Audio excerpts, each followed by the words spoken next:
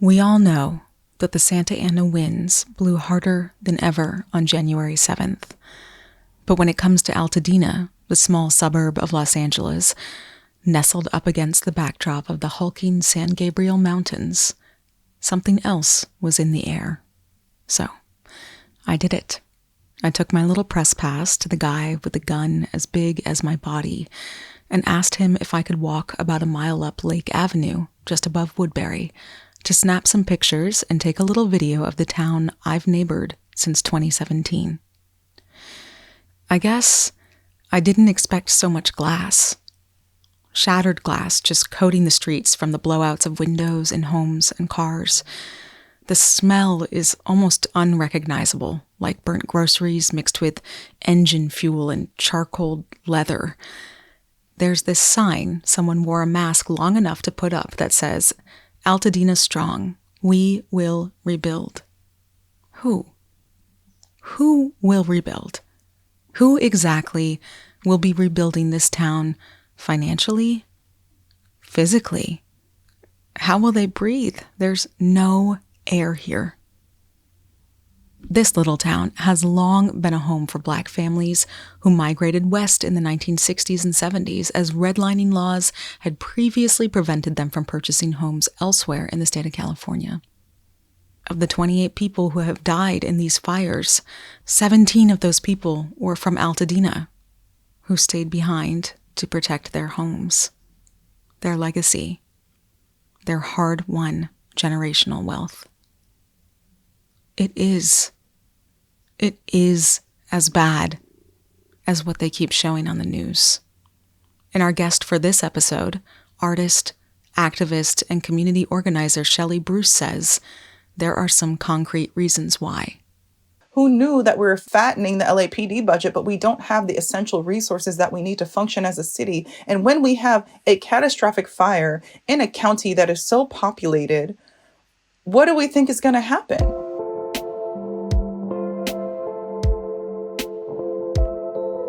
From Vermont Public, this is Homegoings. I'm Myra Flynn. Today on the show, a conversation with poet, painter, and activist Shelley Bruce about what's really behind the most recent LA wildfires. It's more than the wind. We're a proud member of the NPR network. Welcome home.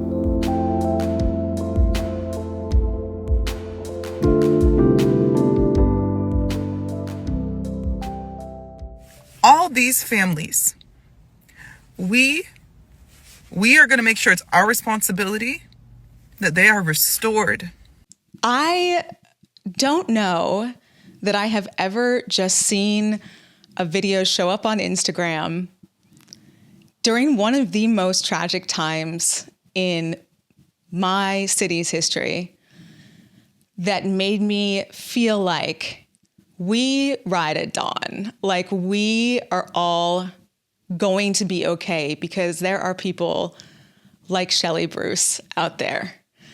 So, Shelley, thank you, first of all, for letting me Instagram stalk you.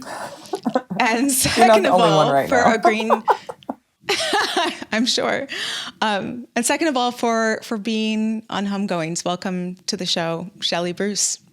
Myra, it's wonderful to be on Homegoings. Thank you so much for having me. I'm kind of in awe that this video I literally pulled over my car in Glendale on the way to an errand and made has resonated so deeply with people. But I think that's the power of us sharing our stories and speaking the things that we most care about. So I'm really grateful that it's brought me here, and I'm excited to share all my thoughts with you all today. Absolutely.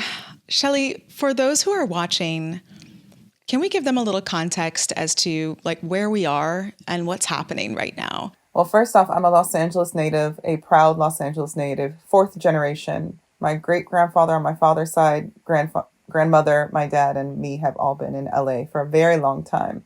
And LA is probably obviously one of the most famous places on the planet. It's a huge county with several million people. And outside of this being one of the most amazing places in the world to me, it's a very unique landscape. And so it's often common that there are fires at different points in the year because of how much sprawling land there is. So I'm used to growing up with a fire here and there. They can sometimes be very tragic or damaging, but generally there's such a great response to them and that they're contained. But as climate change has changed and has many factors in our city has changed that a lot of folks are questioning, this particular fire, I guess it's about 10 days ago now, was on high alert, mainly because of the winds being so strong. You know, I'm from the state of Vermont. I lived in New York City for a while before moving here. And when I got here, I will say my first fire experience, the Bobcat fires, they were 5 miles from my house in Pasadena, scared me so badly. I did not understand the fires here. And the fact that I could see it from my house, I was like, well, clearly we're all going to burn down in the middle of the night. I just could not comprehend how used to fires folks are here. So my husband, for instance, grew up here. All my friends, they're used to the fire science that's in Los Angeles. They're used to the response that Los Angeles offers so quickly, LAFD, that they were just like, this is going to be fine. So I'm wondering with you, like, as an Angelino, was there some part of you that felt like it's just another fire in my hometown, in my home city? And if so, like, when did you start to realize that this wasn't a regular fire? So it's just a regular weekday. I'm like, okay, a little bit nervous about these winds. But I'll even backtrack and say that day I was sitting in this room and the winds were so strong. I mean, it's not often windy in LA. They were just right. It's so fierce, like 100 miles an hour. Like, we've heard of Santa Ana winds, but this was like, and I thought to myself, I said, what is it? Like, this feels kind of eerie. And then that night, seeing what was happening, just a regular weekday just turned into so much anxiety. I felt like the next day, the sky was sepia colored. It was orange. I live in Eagle Rock, which is about 4 miles north of downtown LA, 4 miles north of the center point of the city. And for the next couple of days, it was a high anxiety moment of, I know there are fires that happen in Los Angeles. I know that this happens, but they got out of control because of the winds and many other factors. And when I tell you where I used to get my hair pressed when I was a young girl, the place my dad buys his incense, the place that I go take my weekly walks, the places I go to do community programming on the West Side, I could go on and on for the list of places that I've been visiting, if not my whole life, that are now flattened and ash. And it is really hard to comprehend.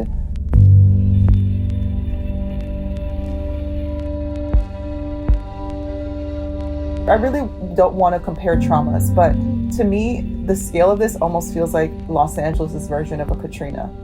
And I think the loss of life in Katrina was very massive.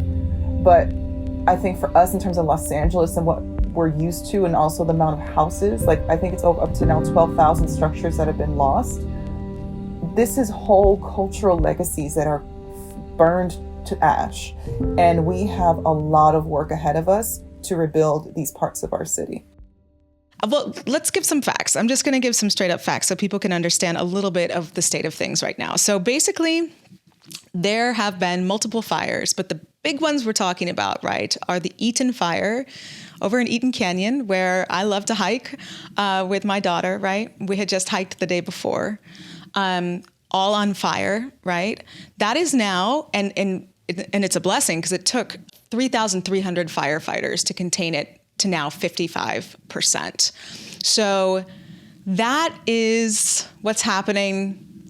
And then the Palisades fire that is happening over on the west side, which is historically a pretty wealthy area, right? There's a lot of like celebrities' homes that we're seeing in the news that have burned down because of that fire. But the Eaton fire, this is the one that's had the greatest loss of structures and the greatest loss of life. 12,300 structures have burned to the ground. That is an enormous amount of loss of landscape, of homes, of businesses. And of that 12,300, 7,000 of those homes are in a town called Altadena, California.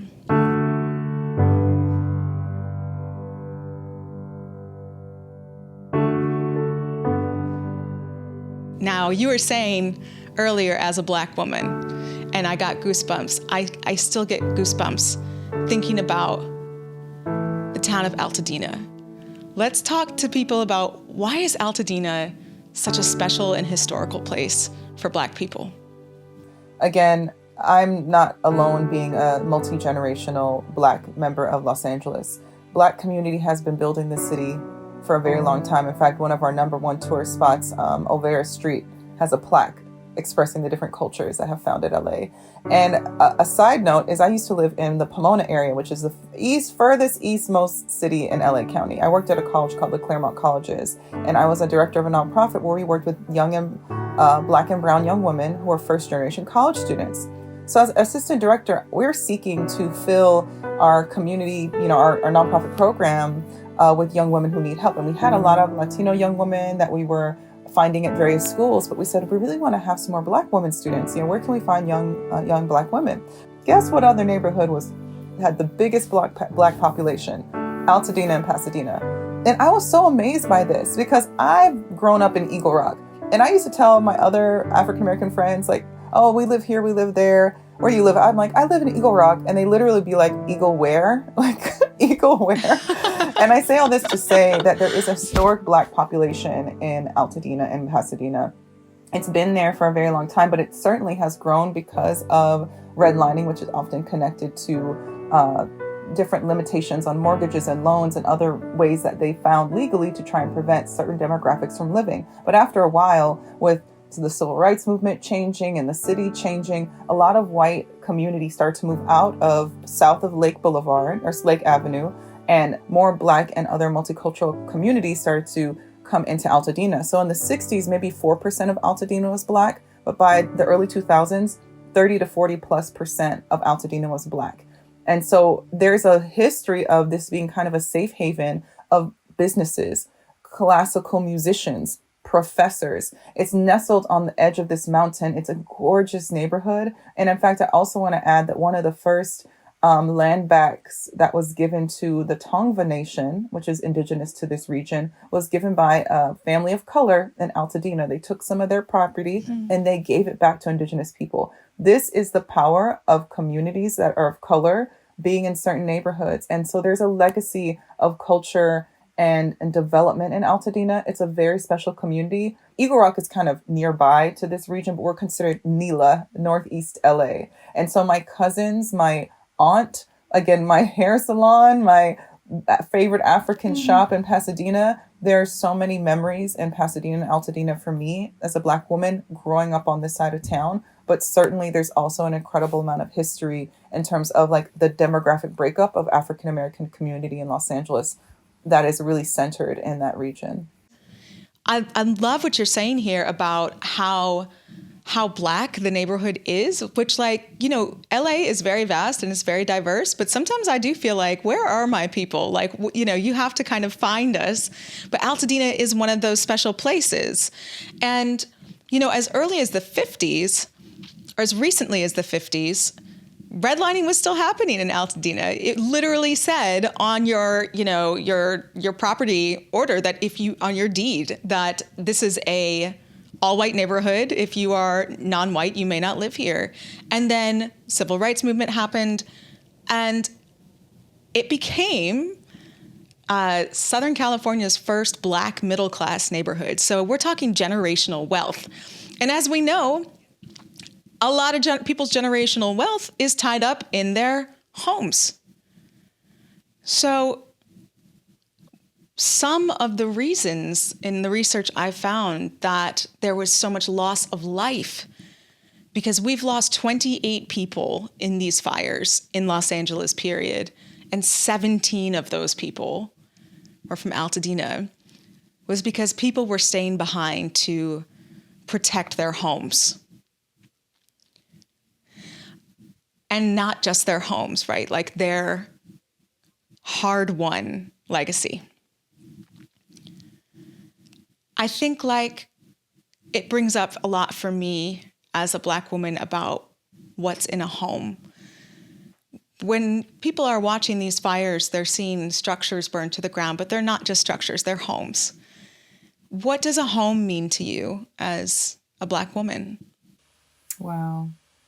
It's such a heavy topic, but it's one of the most important topics in our country. You know, LA, Altadena, Pasadena are becoming a beacon and a symbol of a movement right now. But I know every Black person in this country, in my opinion, can relate to this.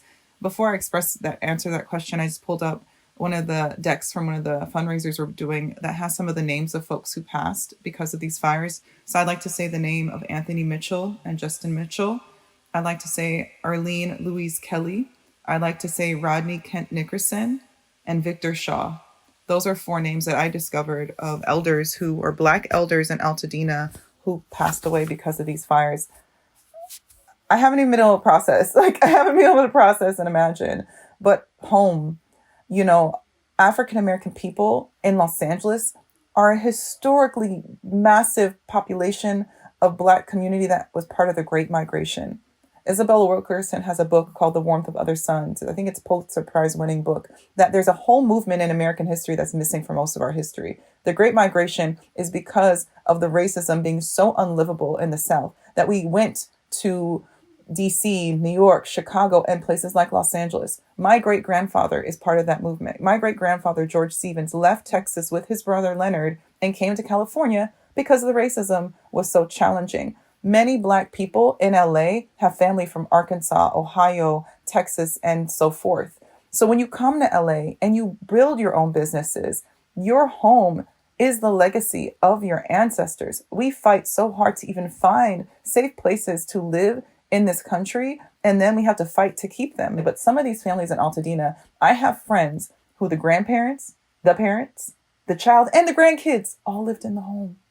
That is now gone. Wow. So that is I think the reason that maybe my video and this whole narrative is resonating with the country and the diaspora around the world, because we understand that in these countries and in these systems, it's very challenging for marginalized people and generationally impoverished people to gain wealth. We fight very hard for those things. And I think about these elders who stayed behind, or people who fought so hard to maintain their property. But one of the things I want to bring kind of just like also the lightness to this is the way that we are banding together as a community to say, actually, we understand the importance of this, and we're going to do everything we can, not just this week when it's hot, trending, for the next 2 to 3 years and 5 years to ensure the restoration of the wealth of these families, because we can do that together. When we understand what is at stake and we band together and we work together, it will never be the same, but at least we can work to preserve and restore what was lost from these folks who worked so hard to create a beautiful culture in Los Angeles. I am beginning to understand why and how you are such a community leader. Yeah, you do have to match your hope with your grief. And I think to be a leader, period. Let's take a look at the video that went so viral that made me want to stalk you down and talk to you. Let's watch it right now. Hey y'all, I want to make one thing very specifically clear, and this is specifically for the Black community of Los Angeles. All these Black communities and families in Altadena, all these families, we are going to make sure it's our responsibility that they are restored as much as possible, if not tenfold. There's Los Angeles, one of the largest most densely populated metropolitan areas in the country, one of the biggest economies. I'm calling on Blavity. I'm calling on Spill. I'm calling on Beyonce. I'm calling on NBA people. I'm calling on comedy and actors. I'm calling on the Black community. Let's ensure that generational work that was built and worked and so hard for, my childhood piano teacher who's in his elderly years with a terminal illness, my godparents, Rhythms of the Village, one of the most important Black-owned businesses in Pasadena, all of these Black families that lost their historic neighborhood. When all these insurance companies, all this stuff gets real funny, we're going to be by their side. We're going to be advocating for them. We're going to be calling on the wealth that is in our community. And let's make sure that they have everything they need. I don't know what the answer is, but can we just make that a consensus? Can we share that message? Can we reach out to Black huge businesses and ensure that we protect them? That, I think, is our duty. Okay, so Shelley, in this video, you are calling. I loved this video. I can see why it went viral because I think most of the time when folks need help or aid, we lean on a lot of words like community, like storytelling, like coming together, right? But you straight went for celebrities in that video. You were like, I'm talking about Beyonce. You need to come and get this neighborhood together. You were calling out, I think, like the right names and the right people who can take action with this. And so I found it to just be really, really brave.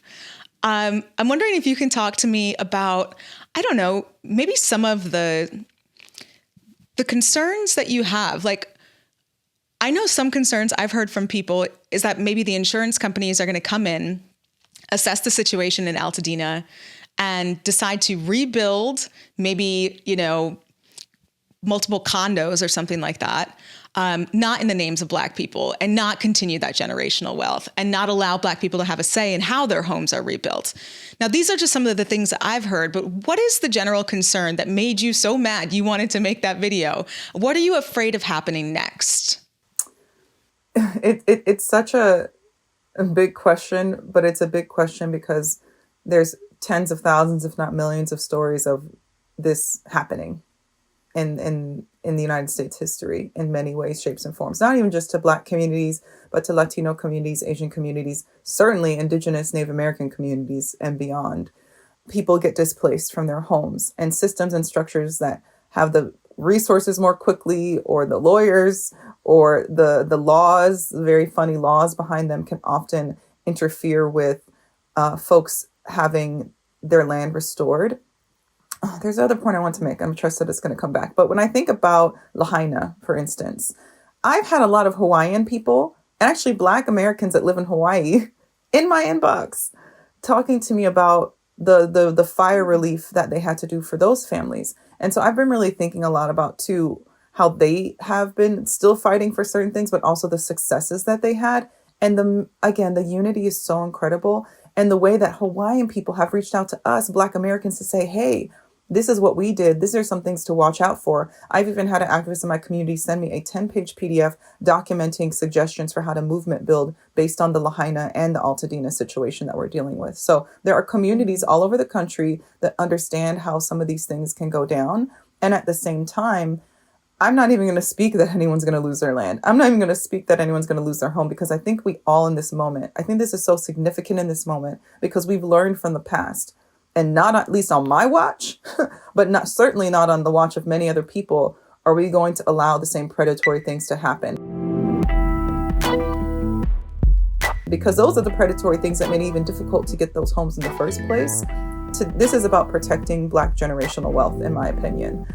I mean, this is just our life. I think as a activist or artist or community organizer or whatever it is, I've always been interested in sustainability. I've always been interested in the right people with the right stories being platformed. I use Rhythms of the Village's name in every 5 minutes that I can, because that's a family, a multi-generational family that lives this, that does festivals, that hugs people, that holds them, that makes sure that they're housed and fed before a fire. And I think what my interest is and my excitement always is to make sure that we make the right people famous. And when I made that call to action, there is so many, that's the point I want to make. Glad it came back. There's so much wealth and there's so much resource in our community. We should just ask for it. We don't have to have the same thought and trope that we're not abundant and that it's hard. We just have to call on certain folks. And I also said those names because I know Beyonce's foundation does great work. She's built a lot of affordable housing in Texas, where she's from. I know Spill. The reason I said Spill was not like a call out. It was a acknowledgement that I trust Black owned companies to do the right things. I trust Blavity. I trust Spill. I trust companies that have been doing this work and they have enough leverage and power. So my activist mind said, who are the people that can platform this story? And I'm so glad that not just my voice, but the voice of many, many people all over this country are coming together to utilize what we have built, the information we have built, the history we do know, and to mobilize. So in a week, I'm glad I kind of symbolically made this video, but I know I'm not the only one calling for this, but I'm so glad that I have this clip that from my personal hurt, that second or third day, that first or second day that this happened, that we are also embodying that. So I just said too, in a recent follow-up video, if anyone else wants me to manifest anything, let me know. I'll go talk about it. I'll go talk about however many hundreds of millions of dollars we need to raise for the right people, because that is the power of us taking our thought, taking our perspectives of what's effective in activism and putting it out there and putting some energy behind it. We are so powerful. We do not have to always rely on systems, although we should be able to, which is a whole nother conversation. But we also are brilliant enough and abundant enough to take care of ourselves. And I hope that that gives us hope in these uncertain and catastrophic moments. So you are about to add manifester to your job description as well because of this. You're going to have a lot of people hitting you up. You spoke about systems, right? And we do know that they are there. They are difficult to break through.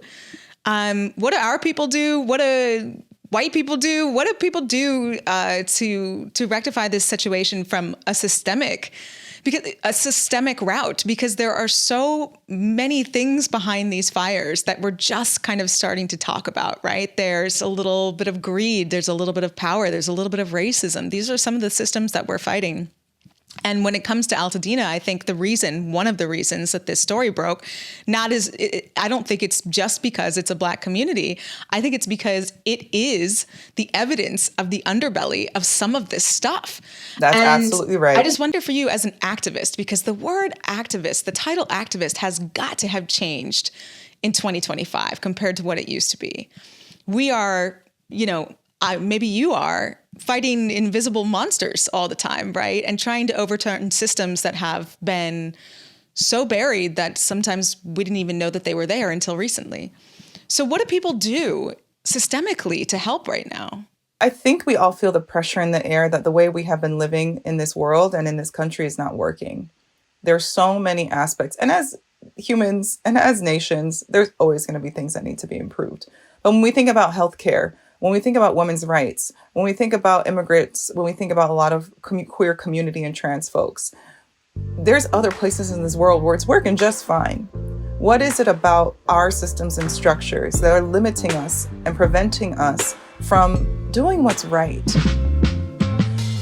I'm not saying that's ever easy, but at what point do we create some accountability and some true prioritization? It's really frustrating when I think about the budget of Los Angeles County. If I'm not mistaken, they cut anywhere from $17 to $23 million from the fire department prior to this catastrophe. And I would like to say that I know there's a lot of critique of Karen Bass, and I am really frustrated because I do think I actually voted for Karen Bass, but it's not just her responsibility. I want to know what's going on with the board on the county. I want to know what's going on with every committee and every person in these departments who knew that these budgets were getting cut, who knew that we were cutting Parks and Rec, who knew that we were fattening the LAPD budget, but we don't have the essential resources that we need to function as a city. And when we have a catastrophic fire in a county that is so populated, what do we think is going to happen? It is a failure of leadership. And it's not just a failure because we didn't see something so terrible coming. It's a failure because community organizers and communities of this city and the residents of LA have been begging these departments, begging these city meetings for years to stop prioritizing the wrong budgets. And it's hard because, I also want to say this as a Black woman. I know there's a lot of critique of Karen Bass, and I'm not really a huge fan of a lot of different we should explain who Karen Bass is to people. Karen Bass is the mayor of Los Angeles. This from another place. Yes, elected mayor. And she's a Black woman. And she's a Black woman. We have to also still be careful that when we critique Black leadership, that we're also not doing so for misogyny and racism as well. So I think if we're going to critique leadership, I also think being a Black woman leader is one of the hardest things. We often get double and triple critique when we're doing it right and when we're doing it wrong. So before everybody wants to create an enemy and a villain in the situation, please do not pick one person. I implore you to think about who actually makes decisions around the county budget, because she may be a mayor of a city, but we're in the county of Los Angeles where a lot of these things happened as well. And so I think I'd just like to say that I'm not excusing anyone. And also, what good does it do any of us to blame one person? I think at this time, we assess how things have been done for years, if not, decades. and we do it differently. And I will also say that as I bring down my upset right now and a little bit of my anger, that I do have a lot of hope because there are a number of coalitions forming of architects and lawyers and builders and activists and community leaders, elected community leadership that's coming together right now to reassess what we do need to do moving forward. And so there is hope. As upset as we all should be about this, as much as we should critique because of the emergency that we're now in, there are people who are dedicated to making it right. And so I think we just continue to keep moving forward with that too. This is we're in the emergency. The fires, as we do this interview for y'all watching, they're still burning, like thousands of acres in 3 different locations. And I haven't even thought about how I felt that day. I think, unfortunately, which is, I think, a critique we're going to get into in this conversation, is that there are just so many systemic catastrophes that I do think people are a little numb. I'm thinking about global things. I'm thinking about state things. I'm thinking about houselessness. I'm thinking about a lot of things as a community organizer. And I feel very hopeful and joyful and incredible. Like, I believe 1000% in community.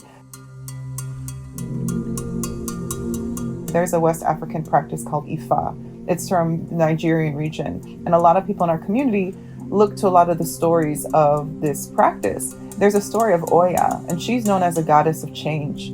She's a warrior of the winds and the skies. And when things need to shift, Oya comes and blows these winds around. And I cannot tell you how many Ianifas and Babalawos and people in our communities have gone, Oya has something to say.